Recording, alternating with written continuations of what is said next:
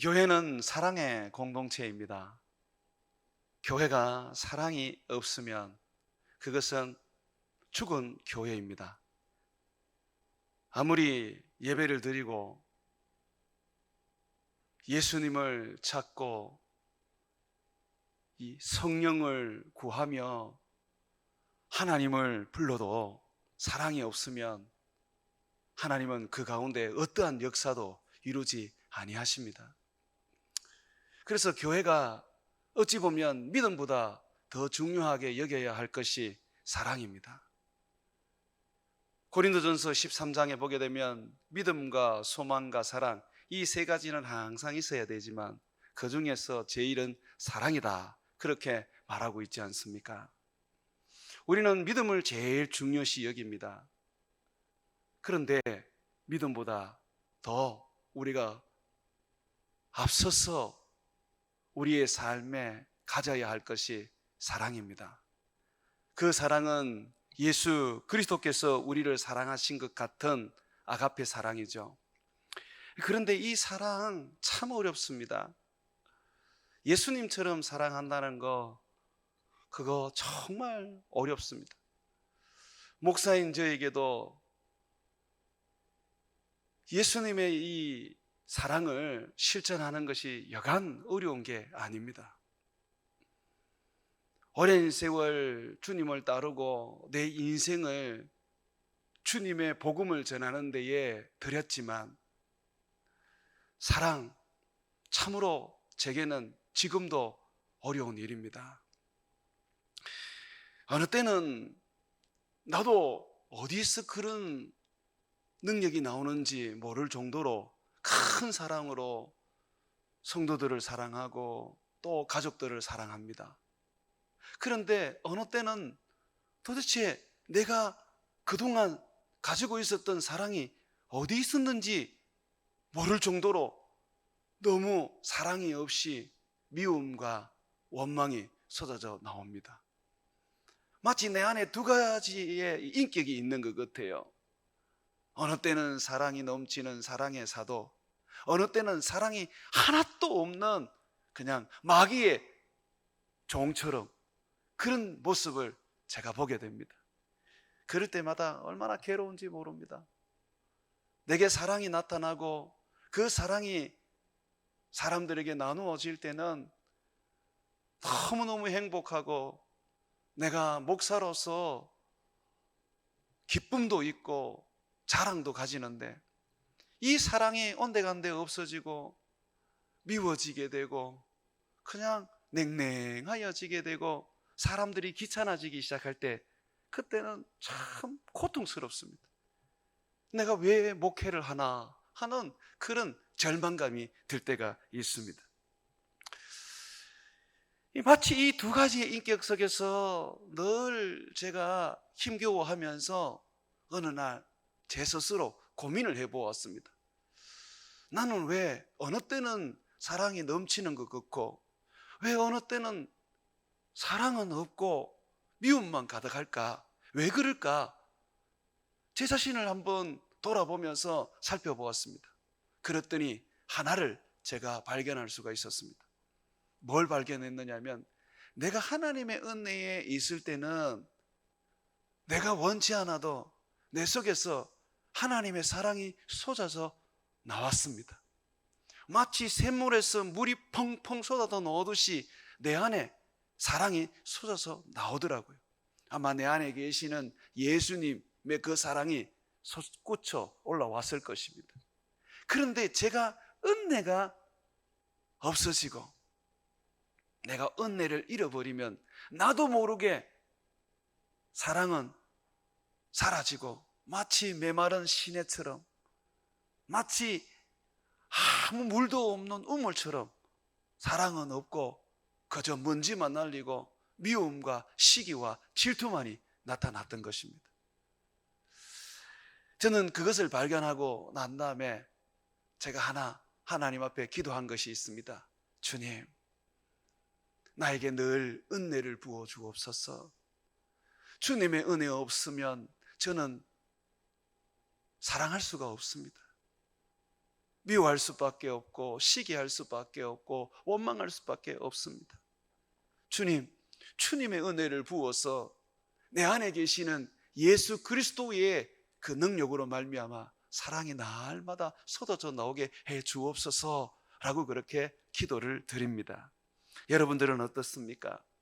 여러분들은 하나님의 은혜가 있든 은혜가 없든 항상 사랑이 흘러나오시는 분들입니까? 만약에 여러분들은 그런 능력이 있다면 정말 대단하신 분들입니다. 그러나 나와 같이 나도 목사님처럼 동일한 것 같아요. 하나님의 은혜를 받으면 하나님의 그 사랑이 내게서 솟아져 나오는데 하나님의 은혜를 받지 못하고 있는 은혜도 사라져버리면 나도 모르게 미워하고 원망하고 그리고 사람들을 향해서 시기하고 질투하는 것 같아요 라고 한다면 오늘 제가 하나님 앞에 구했던 것처럼 은혜를 구해보시지 않으시겠습니까? 하나님의 은혜, 그 은혜 안에 있을 때는 우리는 참 좋은 믿음을 가진 사람처럼 우리 자신을 볼 수가 있습니다.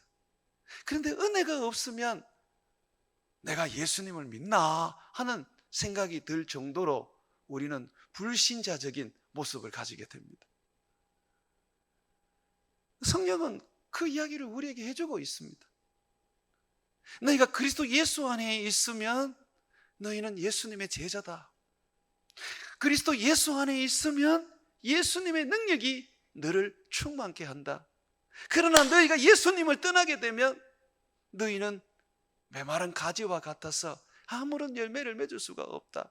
너희가 예수님을 떠나게 돼버리면 너희들은 옛사람의 그 삶을 살 수밖에 없고 옛날처럼 성질내고 옛날처럼 사람들을 미워하고 옛날처럼 악을 행할 수밖에 없다라고 말씀하고 있는 것입니다. 예수를 믿고 술을 끊고 담배를 끊는 분들이 꽤 많으시죠. 그런데 어느 정도 세월이 좀 지나면 다시 술을 먹고 담배를 피게 됩니다. 왜 그렇습니까? 은혜가 사라졌기 때문에 그렇습니다. 은혜 안에 있을 때는 담배 생각도 안 나고 술 생각도 안 납니다. 은혜 안에 있으면 그 은혜가 나로 하여금 하나님을 바라보게 하고 하나님을 생각하게 합니다. 하나님을 위해서 내가 뭘 할까? 하나님이 기뻐하는 일이 무엇일까? 그런 마음을 가지게 됩니다. 그렇지만 은혜가 사라지게 되면 이상하게도 옛날에 내가 하던 그 습관으로 돌아가게 되고 옛날에 가지고 있던 그 버릇이 나오게 되는 것이죠. 사랑하는 여러분, 여러분 안에는 새 사람이 있습니다. 그러면서도 불구하고 옛 사람도 존재합니다. 새 사람도 있고 옛 사람도 있는데 여러분들이 새 사람으로 늘 살아가려면 은혜 안에 있어야 합니다. 이 새 사람은 은혜 안에 있지 않으면 안 나타납니다. 은혜 안에 있지 않으면 예전에 여러분들이 은혜 안에 있지 않았던 그 옛사람이 주인이 되어서 다시 나타나게 되는 것이죠. 여러분들이 옛날의 삶으로 자꾸 돌아가고 옛날의 모습이 자꾸 나타나고 옛날에 생각하던 것들이 자꾸 생각나면 내가 지금 은혜를 잃었구나 라고 생각하셔야 합니다. 그래서 그 은혜를 받기 위해요 노력하고 애써야 합니다.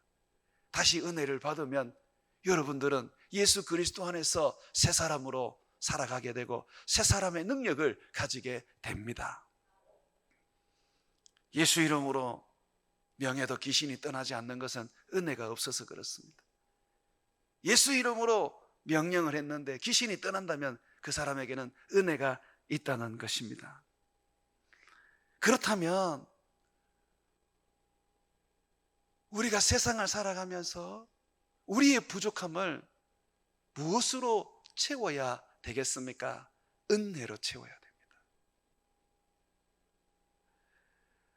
사실 우리가 살아가면서 우리보다 못한 사람들을 만나면 자꾸 그 사람을 우리가 우습게 여기고, 그리고 때로는 그 사람을 함부로 대하게 되고, 그리고 그 사람을 질타하기도 합니다.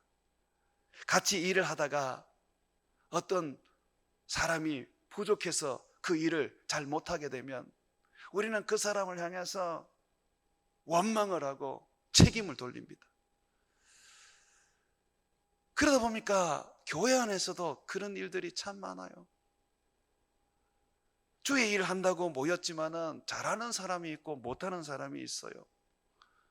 근데 이 못하는 사람들이 때로는 리더가 되어서 이끌어 가다 보면 일이 제대로 되지가 않아요. 그러면 밑에 있는 사람들이 얼마나 힘든지 모릅니다. 그러다 보니까 원망을 해요. 왜 저 사람을 목사로 세워서 이렇게 힘들게 만드나?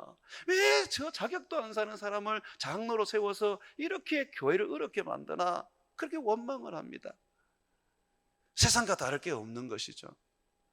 그런데 우리 주님은요, 놀랍게도 자격 없고 부족하고 연약한 사람을 꼭 목사로 세우고 꼭 장로로 세우더라고요. 왜 그렇습니까?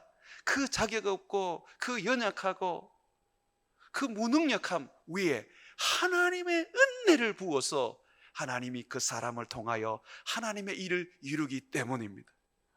잘난 사람이 목회를 하고 장로가 되면요, 하나님이 한다는 거 생각을 못합니다.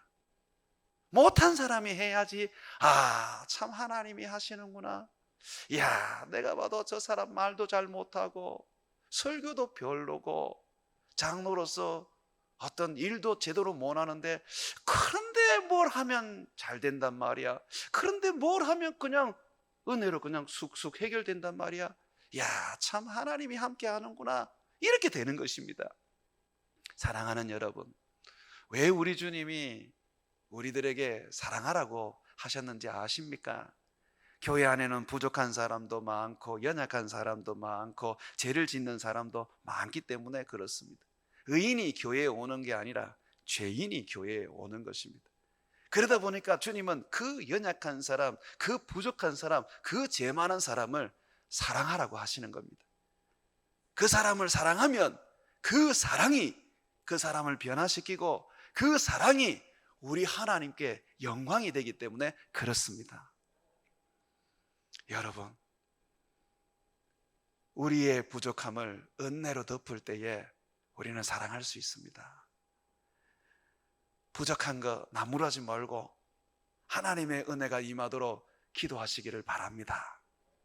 부족한 거 자꾸 여러분들이 못한다고 칭찬 주지 말고 격려하고, 하나님이 너와 함께 할 거야. 하나님이 당신을 지도자로 세웠으니까 하나님이 당신을 축복하실 거야 라고 하면서 하나님의 은혜를 여러분들이 구해 주십시오. 그러면 그 부족한 것이 은혜로 채워져서 온전한 사랑, 온전한 능력으로 나타날 것입니다. 자, 그렇다면 어떻게 하면 온전한 사랑을 만들 수 있는 은혜를 우리가 받을 수 있을까요? 오늘은 은혜 받는 이 비결에 대한 말씀을 좀 나누려고 합니다. 여러분, 은혜를 받는 비결 가장 첫 번째는요, 내가 약하고 부족하고 내가 죄인이라는 것을 알 때에 하나님의 은혜가 부어집니다. 내가 강하고 나는 잘할 수 있어, 나는 의인이야 라고 하는 사람에게는 하나님의 은혜가 부어지지 않습니다. 우리 주님은 말씀하셨습니다. 내가 온 것은 의인을 부르려고 세상에 온 게 아니다. 죄인을 부르러 왔다. 나는 건강한 자들을 위해서 온 게 아니다. 병든 자들을 위해서 왔다. 그렇게 말씀하셨습니다. 주님이 필요한 사람은 부족한 사람, 연약한 사람입니다. 그래서 바울이 고린도 교회에 서신을 보내면서 이런 이야기를 했습니다. 우리 중에 문벌이 좋은 사람이 어디 있느냐? 우리 중에 지혜가 남다르게 뛰어난 사람이 어디 있느냐? 없지 않느냐? 그런데 하나님이 너희들을 불러서 교회를 세웠다. 왜 그랬느냐? 하나님은 이 연약한 것을 가지고 하나님의 능력을 드러내시기 위한 거다 라고 말했습니다.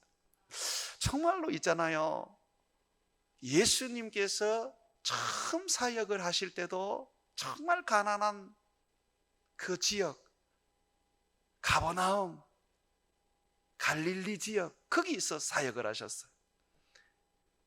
예수님 시대에 갈릴리 이 가버나움은요, 이 나사렛은요, 전부 다 망해가지고 사람들이 오는 곳이었습니다. 가난하면 오는 곳이었습니다. 그런데 예수님은 거기에서 복음을 전하셨어요.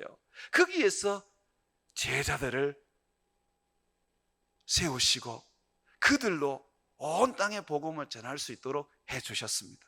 참 놀랍지요? 그런데 바울도 그렇고 예수님의 제자들도 그렇고 곳곳에 교회를 세울 때에 그 교회가 전부 다 그렇게 연약한 사람, 소외받는 여자들, 그리고 사람들에게 무시당하는 이 노예들, 그들을 통해서 교회를 시작하셨단 말입니다. 참 놀라운 일이죠. 우리 교회는 어떻습니까?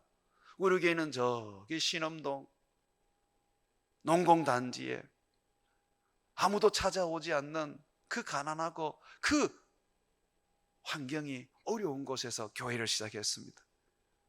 하나님이 그곳에서 지금의 교회를 만들어 주셨죠. 여러분, 이런 것들을 보면 정말로 우리 주님의 은혜가 누구에게 임하고 어떤 곳에 임합니까? 연약하고 부족하고 병들고 그리고 죄로 얼룩져 있는 사람들에게 임한다는 것입니다. 바울은 갈라디아 교회를 향해서 이런 이야기를 합니다. 너희가 하나님의 은혜를 받고 아름다운 교회를 세울 수 있었던 것은 바로 너희의 연약함과 그리고 나의 연약함 때문이었다라고 말합니다. 여러분, 갈라디아 교회는 이방인들의 교회입니다. 하나님이라는 분을 전혀 알지 못하는 그런 우상 숭배자들, 그들의 교회입니다. 그들이 바울에게 복음을 듣고 예수님을 만나서 교회를 세웠습니다. 조금 성경을 알고 있는 유대인들이나 또는 유대인들에게서 하나님을 배운 개종한 이방인들로 세워진 교회가 아닙니다. 하나님을 전혀 모르는 우상을 숭배하던 자들로 그들이 회심해서 세워진 교회였습니다. 그리고 바울은 또 어떻습니까? 여러분, 바울은 자기를 뭐라고 말합니까?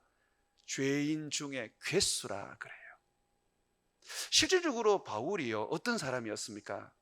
여러분, 이 바울이요, 예수 믿는 사람을 잡아서 감옥에 보내던 사람 아닙니까? 스데반을 죽이는데 거기에 함께 서서 스데반을 죽였던 살인자 아니었습니까? 그런데 그가 하나님의 은혜를 받고 복음을 전하는 예수님의 제자가 되었습니다. 그래서 바울은 늘 그런 얘기를 하죠. 나의 나된 것은 하나님의 은혜다. 내가 이전에는 교회를 핍박하고 예수 그리스도를 원수로 여기던 그런 큰 죄인이었다. 그런데 하나님은 나를 사도로 부르셔서 나에게 큰 은혜를 부어 땅끝까지 복음을 전하도록 해주셨다 라고 그렇게 말하죠. 여러분, 바울이 바울 될 수 있었던 것은 바울이요, 약하고 부족하고 죄인이었기 때문입니다. 그렇다면 우리가 우리 주님 앞에서 은혜를 받고 그 은혜로 말미암아서 살아갈 수 있는 사람이 되려면 내가 약하고 내가 부족하고 내가 죄인이라는 것을 인정해야 합니다. 여러분이 혹 나는 안 부족해, 나는 그래도 뭔가 다른 사람보다 좀 나라고 하신다면 절대로 은혜를 받지 못해요. 자세히 자신을 한번 보십시오. 여러분들이 포장을 해서 그렇지 알고 보면 자존감도 약하고 학벌에 있어서도 늘 다른 사람들에게 그냥 기가 죽어서 말도 못하고 어디 가서 큰 소리는 뻥뻥 치지만은 그러나 알고 보면 너무 내세울 게 없어서 그러지 않습니까? 남들에게는 뭔가 있는 것처럼 보이고 남들에게는 좋은 신앙인 것처럼 보이지만 그러나 홀로 있을 때는 정말 나는 아무것도 없는 그런 빈털털이라는 것들을 여러분들이 느끼지 않습니까? 주님은 그것을 인정하라고 말씀하십니다. 너희들이 교회에 올 때 좋은 옷을 입고 좋은 차를 타고 와서 환한 미소를 띠고 자리에 앉아서 예배를 드린다고 해서 과연 너희들이 연약한 자가 아니냐? 너희 자신을 속이지 말라고 말씀하십니다. 여러분, 우리 자신을 포장하지 말고 있는 모습 그대로 하나님 앞에 보여주기를 바랍니다. 바울이 나는 죄인 중에 괴수라고 말한 것처럼 우리 하나님 앞에 나는 죄인입니다. 나는 허물이 많은 자입니다. 나는 자존감도 약하고 나는 가난하고 나는 사람들에게 그냥 큰 소리만 치는 자입니다 라고 그렇게 우리 주님 앞에 나와서 우리 자신 있는 그대로를 한번 내어놓으십시오. 그러면 우리 주님이 우리에게 은혜를 부어주실 것입니다. 괜찮다. 내가 너를 부유하게 해줄 것이고 너희의 그 약한 자존감 내가 일으켜 세워줄 것이고 너희의 연약함을 내가 강하게 해줄 것이다. 내가 너에게 은혜를 부어서 내가 너의 부족함을 채워줄 것이다 라고 하실 것입니다. 사랑하는 여러분, 주님이 우리에게 세수를 주고자 하는데 우리가 가지고 있는 그릇이 가득 담겨져 있다면, 뭔가에 가득 담겨져 있다면 그 세수를 우리가 받을 수 있겠습니까? 못 받습니다. 오늘 이 밤에도 우리 주님이 은혜를 부어주고자 하는데 여러분들이 그 은혜를 받을 그릇이 비어있지 않다면 여러분들은 그 은혜 가질 수가 없습니다. 어떻게 하면 우리가 우리의 은혜를 받을 그릇을 비게 할 수 있습니까? 우리의 모습, 우리의 연약함 있는 그대로 주님 앞에 고백하고 내어 놓는 것입니다. 주님, 나는 연약합니다. 주님, 나는 부족합니다. 주님, 나는 혈기가 많은 자입니다. 그래서 주의 은혜가 필요합니다 라고 할 때에 우리 주님께서 넘치는 은혜를 주시는 것입니다. 사랑하는 여러분, 주님 앞에 나올 때는 더러워진 옷 그대로 입고 나오십시오. 죄로 얼룩진 모습 그대로 나오십시오. 여러분, 주님 앞에 나올 때에 더러워진 옷, 새 옷으로 갈아입고 더러워진 거, 죄로 얼룩진 거 다 씻어서 나오면 우리 주님이 하실 게 뭐가 있습니까? 새 옷도 입혀주시고 거룩하게 하시고 깨끗하게 해주시려고 하는데 여러분이 다 그렇게 준비해가 오면 주님이 할 일이 없는 것입니다. 우리 주님 앞에 나올 때는 세상에서 살다가 지친 모습 그대로, 병든 모습 그대로, 연약한 모습 그대로, 고통스러운 모습 그대로, 아픈 모습 그대로 나오십시오. 그러면 우리 주님이 그 모습을 보고 오셔서 오르만지시고 오셔서 새 옷을 입혀주시고 오셔서 여러분들에게 말로 할 수 없는 은혜로 여러분을 다시 일으켜 주실 것입니다. 또 하나 주님의 은혜를 받는 비결이 있습니다. 바울을 보면 알 수가 있는데, 바울은 항상 은혜를 구했던 사람입니다. 그런데 그 사람에게 하나님은 날마다 은혜를 부어주셨습니다. 어떻게 그럴 수 있었을까요? 여러분, 갈라디아서 6장 14절 말씀을 한번 보십시오.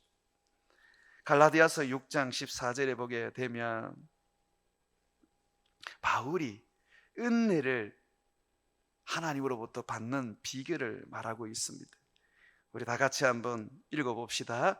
그러나 내게는 우리 주 예수 그리스도의 십자가 외에 결코 자랑할 것이 없으니 그리스도로 말미암아 세상이 나에 대하여 십자가에 못 박히고 내가 또한 세상에 대하여 그러하니라. 여기 보십시오. 바울은요, 자기가 죄인 중에 괴수라는 것을 늘 알고 자기는 연약한 육체를 가지고 있었던 사람이라는 것을 늘 알았어요. 여러분, 이 바울을요, 잠시 한번 더 다시 살펴보겠는데, 여러분 갈라디아서 4장 한번 보십시오. 여러분 4장 13절에 보게 되면 바울이 뭐라고 그럽니까? 내가 처음에 육체의 약함으로 말미암아 너희에게 복음을 전한 것을 너희가 아는 바라. 바울이 굉장히 육체의 약점을 가지고 있었대요.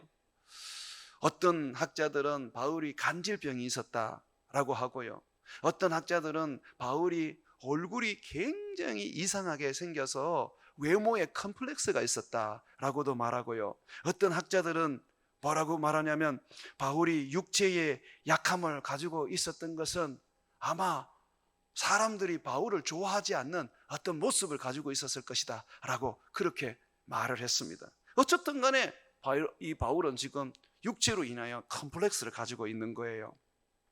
그래서 14절에 보십시오.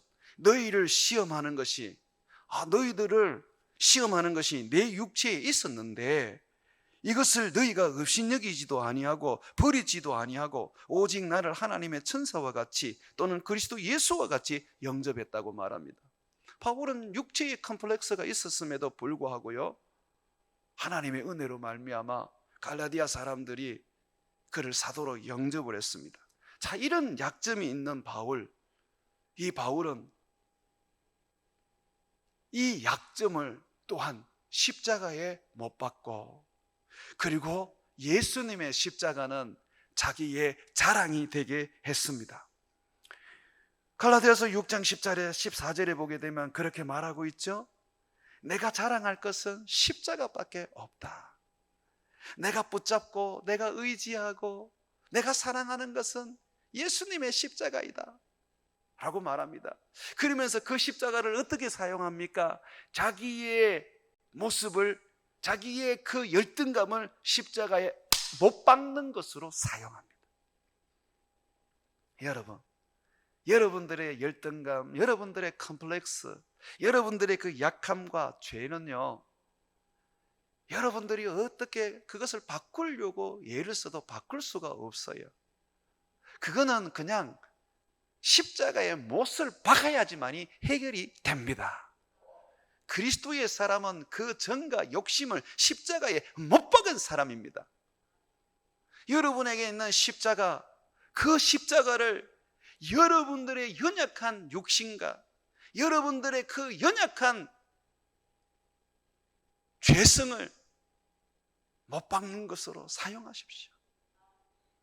그리고 십자가, 그 십자가, 예수님이 달려주신 그 십자가 또한 나의 자랑이 되고 나의 사랑이 되도록 하십시오. 그러면요, 넘치는 하나님의 은혜가 부어집니다. 여러분, 하나님의 은혜는요, 놀랍게도 십자가에서 시작됩니다. 십자가 앞에 나오면 주님의 그 십자가가 우리를 향하여서 한량없는 은혜를 부어줍니다. 예수님께서 우리들에게 하나의 예식을 가르쳐 주셨어요. 떡과 포도주를 가지고 예수님께서 제자들에게 떡을 주시면서 얘들아, 이 떡을 먹어라. 내가 너희를 위하여 십자가에서 찢는 내 몸이다 라고 하셨어요. 그러면서 또 예수님이 포도주를 주시면서 얘들아, 이걸 받아 먹어라. 이건 내가 십자가에서 흘리는 내 피다 그러셨어요. 그러면서 내 살을 먹고 내 피를 마시는 자는 영생을 얻는다 그러셨습니다. 내 살을 먹고 내 피를 마시는 자는 영원히 살 것이라고 하셨습니다. 보십시오. 우리의 은혜는요, 십자가에서 죽으신 예수님을 통하여 부어지는 것입니다. 예수님의 몸을 먹고 예수님의 피를 마신다는 것은 예수님의 그 죽으심으로 말미암아 내가 은혜를 입는다는 것입니다. 십자가, 그 십자가가 나의 자랑이 되어야 합니다. 주의 십자가를 바라보고 주의 십자가를 힘입어 살 수 있어야 합니다. 낙심하고 좌절할 때에 십자가 앞에 나와서 십자가를 바라보아야 합니다. 큰 어려움과 큰 문제가 내게 생겼을 때에, 내 힘으로 도저히 해결을 할 수 없을 때에 십자가를 바라보며 그 십자가 앞에 나와서 하나님을 찾아야 합니다. 모든 문제는 십자가 앞에 나가기만 하면 다 해결이 됩니다. 왜 그런지 아십니까? 주님은 십자가에서 우리에게 놀라운 축복을 약속해 주셨습니다. 로마서 8장을 한번 찾아보십시오. 로마서 8장 32절을 보시면요, 십자가를 통하여 주님이 우리에게 주실 그 은혜가 얼마나 놀라운지 말해주고 있습니다. 로마서 8장 32절을 보게 되면, 자기 아들을 아끼지 아니하시고 우리 모든 사람을 위하여 십자가에 내주신 이가 어찌 그 아들과 함께 모든 것을 우리에게 주시지 아니하겠느냐. 십자가는 아들을 주신 하나님의 사랑이면서 또한 우리에게 모든 것을 그 아들과 함께 주겠다는 하나님의 축복의 약속입니다. 그래서 우리는 십자가 앞에 나와야 하는 거예요. 주의 십자가 붙잡고 주의 십자가 의지하고 그 십자가 힘입어서 우리는 살아가야 하는 것입니다.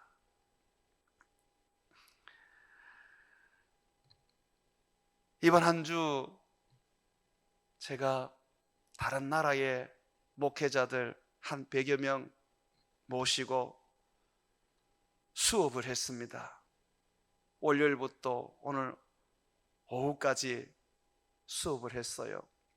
통역으로 수업을 하는데 지금은 인터넷으로 화상으로 다 수업을 할 수가 있어서 아무리 먼 나라라도 상관없습니다. 통역자 하나 하고 그리고 인터넷만 돼 있으면 수업이 가능합니다. 그런데 제가 이번에 수업했던 분들은요, 지금 굉장히 핍박과 환난을 당하는 나라의 목회자들입니다.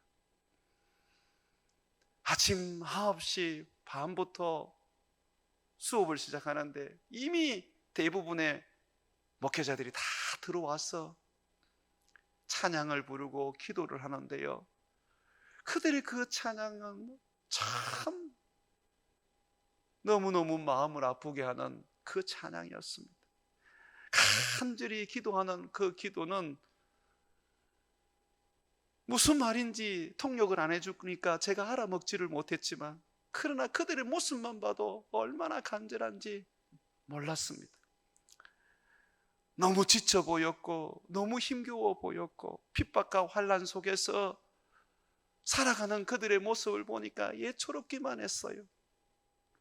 이번에 제가 갈라디아서 말씀을 가지고 강의를 했는데 그 갈라디아서 말씀의 핵심은 결국 예수 그리스도이지 않습니까? 나는 죽었다, 내 안에 예수께서 사신다. 결국 예수님에 대한 이야기였습니다. 예수님의 십자가를 이야기하고 예수님의 부활을 이야기하는데요, 목사님들이 그 이야기를 들으면서 눈물을 흘리기 시작하면서 막 살아나는 거예요. 힘겨운 그 핍박 속에서, 환난 속에서 함께 나누는 그 말씀이었는데, 예수님의 죽으심의 그 이야기가, 예수님의 그 부활하신 이야기가 그 먼 나라의 핍박받는 나라의 목회자들을 다시 살리더라고요. 나중에는 얼굴이 그냥 해와 같이 되었습니다. 그런데 저도요, 참 넘치는 은혜를 받았습니다. 수업이 좀 힘들었지만은 그 힘든 것은요, 아무 문제가 안 되었어요. 내가 받는 은혜는요, 정말 컸었습니다. 내 안에도 힘겨움이 있었고, 저도 목회로 인하여 보이지 않는 그런 스트레스가 있었습니다. 그런데 내가 그 말씀을 함께 나누면서, 십자가의 복음을 함께 나누면서 나도 살아버리는 거예요. 주의 은혜가 어디로부터 옵니까? 십자가로부터 옵니다. 여러분들이 십자가 앞으로 나와야 됩니다. 신음동에 예배당을 할 때에 설교 강대상 뒤편에 십자가를 하나 만들어 놨습니다. 불을 다 끄도 거기에는 불이 비치도록 만들었었지요. 우리 교단은 강단에 십자가를 만들지 않습니다. 왜냐하면 그 십자가가 혹시나 우상이 될 수 있기 때문에, 그래서 십자가를 안 만듭니다.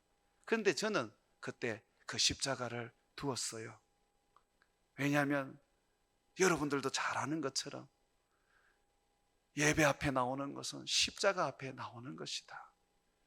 교회 나와서 기도하는 것은 십자가 앞에서 기도하는 것이다.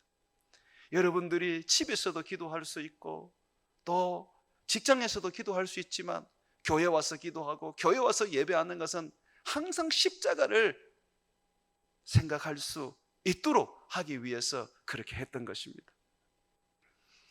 여기 와서는 제가 십자가를 만들지 않았습니다. 그렇지만 저는 여러분들에게 부탁을 드립니다. 여러분들이 항상 십자가를 여러분 앞에 세워놓고 주님 앞에 나올 때마다 그 십자가 앞에 무릎을 꿇고 그 십자가로 말미암아 흘러나오는 우리 주님의 은혜를 받으시기를 바랍니다. 십자가에서 죽으신 예수님의 그 피와 그 몸을 먹고 마심으로써 새 힘을 얻고 독수리와 같이 높이 올라갈 수 있는 그런 날개를 가지기를 주의 이름으로 축원을 드립니다. 사랑하는 여러분, 어떻게 우리가 은혜를 받을 수 있습니까?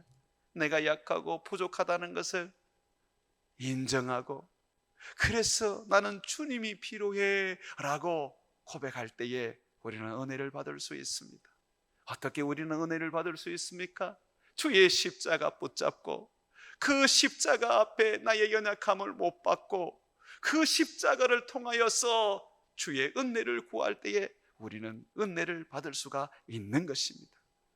십자가가 더 이상 나에게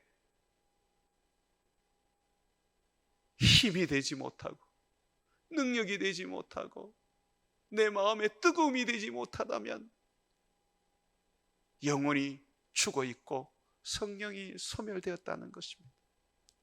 그러나 여러분들이 십자가만 생각해도 마음이 울컥하고, 십자가만 생각해도 여러분들이 하나님을 바라보게 된다면, 십자가만 생각하면 눈물이 나고 주님을 찾게 된다면, 여러분들은 아직 성령으로 말미암아 풍성한 은혜를 받을 수 있는 사람이라는 것입니다. 여러분들의 신앙의 온도를 십자가로 측정하시기를 바랍니다. 사랑하는 여러분, 오늘 이 밤에 오늘 말씀을 붙잡고 한번 주의 은혜를 받아보시지 않으시겠습니까? 정말 주님 앞에 오늘 말씀 그대로 여러분들이 내어놓고 그대로 여러분들이 지키고 순종해서 여러분들이 하나님의 넘치는 은혜를 받았어. 그 은혜로 여러분의 부족함을 채워서 온전한 사랑을 이루기를 주의 이름으로 축원을 드립니다.